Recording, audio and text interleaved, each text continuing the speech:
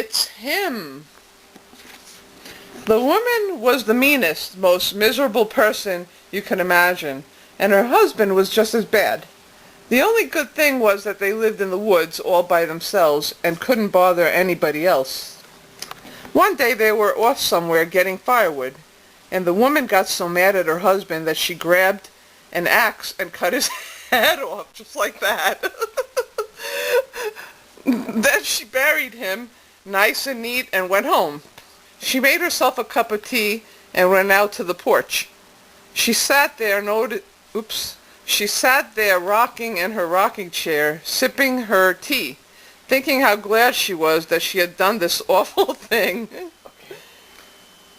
After a while, she heard this old empty voice out in the distance moaning and groaning, and it was saying, "Who's going to stay with me this cold and lonely night? Who?" "It's him," she thought, and she hollered back, "Stay by yourself, you old goat." Soon she heard the voice again, only now it was closer, and it was saying, "Who's going to sit with me this cold and lonely night?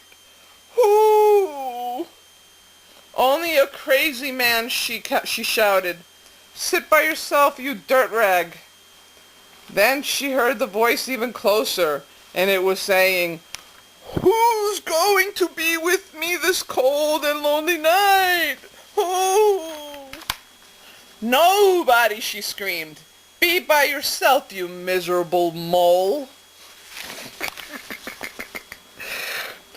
She stood up to go into the house, but now the voice was right behind her, and it was whispering, "Who's going to stay with me in this cold and lonely night? Who?" Before she could answer back, a big hairy hand came around the corner and grabbed her, and the voice hollered, "You are!" As you say the last line, grab one of your friends. You are. You are. You are. You gonna stay with me?